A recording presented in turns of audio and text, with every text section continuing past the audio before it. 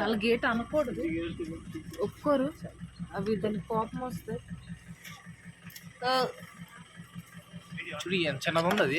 అది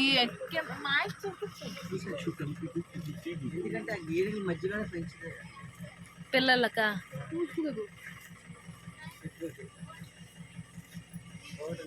ఇది కొంచెం పెద్ద అనుకో.